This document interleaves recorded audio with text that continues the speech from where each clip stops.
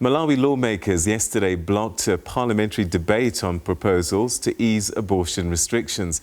This in a country where unsafe terminations contribute to one of the region's highest rates of maternal mortality. The abortion bill, which was first drawn up nearly 5 years ago, has met strong opposition from church groups in the country. Malawi currently allows terminations only in cases of rape, incest, or when the pregnancy endangers the mother's physical or mental health. To help us understand this issue a little bit more, we're now joined via Zoom by the chairperson of the Coalition for the Prevention of Unsafe Abortion in Malawi, Kaliya. Thanks very much indeed for joining us, and welcome to the program. Thank you. Thank you so much. Ms. Kaliya, tell me about your feelings and your thoughts when you heard that lawmakers are delaying and trying to stop the debate on easing the restrictions on the abortions in Malawi. First and foremost, thank you, SABC, for bringing us to speak to this issue.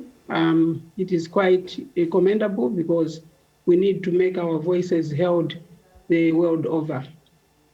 Of course, yesterday when this issue came out of Parliament, we were not surprised. We are not surprised because of the opposition that has been happening since this proposed bill was put in place 5 years ago. It intensified the past 2 years. It has intensified, the opposition has intensified, especially from religious groups, claiming that this bill is only going to promote killing of unborn children, which is very unfortunate. The issue that we are grappling with in Malawi is that the current situation of unsafe abortions is very bad. At the same time, we have a law. The penal code only allows for abortion when the life of the woman is in danger. That's the only ground that is allowed for abortion in Malawi. Hence, when somebody has been defiled, raped, even if they do not want that pregnancy, they will have to keep it for as long as they can. And this bill came at the right time so that we can prevent deaths, but at the same time also help those that do not want to keep children from rape, defilement, or incest. So yes, we were not surprised when this happened yesterday, because we know that there has been some underground campaign that has been happening to prevent parliamentarians from really debating this bill. Sadly, what we know for sure is that often when young women are desperate for whatever reason to terminate a pregnancy, they will get it done, and a lot of the times unsafely. Sometimes it could mean the loss of life. Just how big of a problem is it in Malawi? Do you have any idea in terms of how many young women are seriously injured or perhaps losing their lives as a result of unsafe abortions?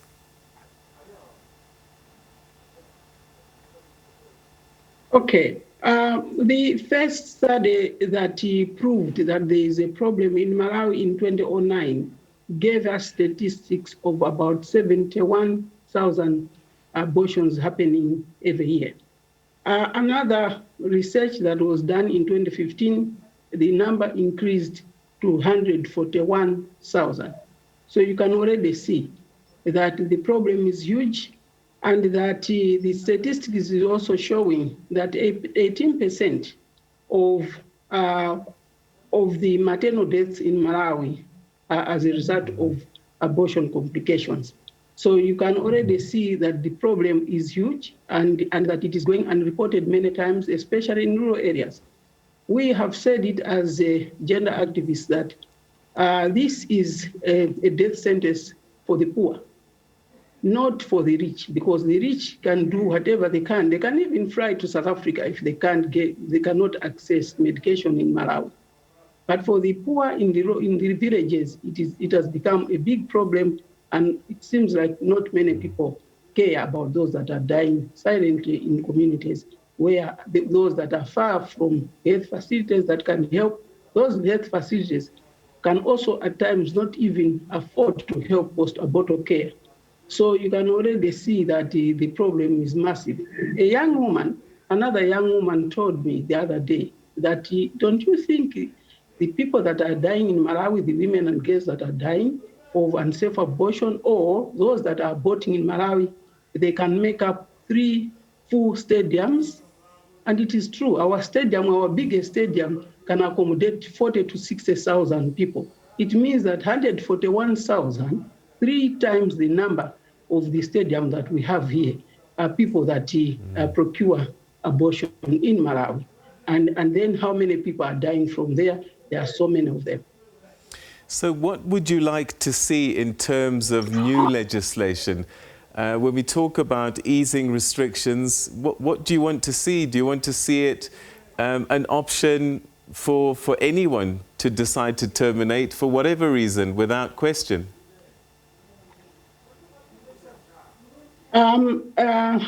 Peter, very difficult situation, because this bill does not allow abortion on demand.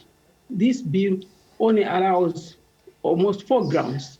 One is the old one that was already there. The second one is about incest. The other one is defilement or rape.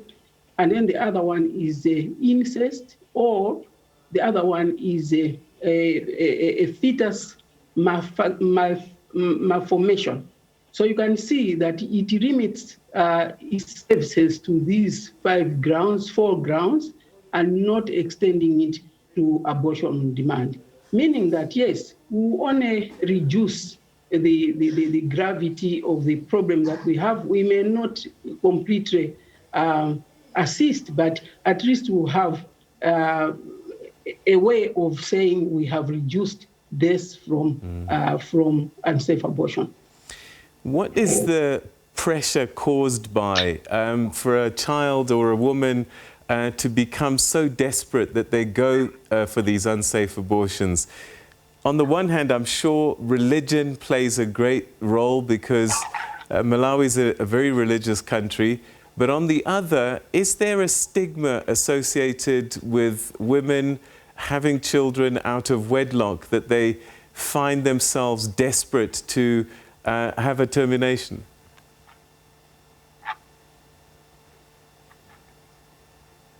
A few factors, of course. That is one of them. But there are also situations where somebody just wants to go back to school, and then they will just decide to terminate the pregnancy. Or the person is young, they can't afford to have a child. Some people, of course, also abort. Women like me, the older ones, may abort because they are not able to take care of the child. So those are social grounds. So others may not want to have more children, like they already have 7. They do not have the capacity to deal with a bigger family. So they will decide to abort as well. So there are so many factors apart from the one that you mentioned. Hence, in the old days when we were doing the advocacy, because this advocacy dates back to 10 years ago, the idea was maybe they will allow for abortion on demand, provided somebody feels like, I can't keep this pregnancy. But our bill is limited to only those grounds that I've talked about, because people in the communities, when they were doing the consultations, the Royal Commission was doing the consultations, they only wanted our bill to be limited to those 4 grounds and not more than that. Ms. Kaliya, we're going to have to leave it there. Thank you very much indeed for joining us, and thanks so much for highlighting the plight of young women and, in fact, women of any age in Malawi struggling with choices regarding terminations. Thank you so much indeed for joining us. You're welcome, Peter. All right. That's Emma Kaliya, who's the chairperson of the Coalition for the Prevention of Unsafe Abortion in Malawi, joining us from Malawi.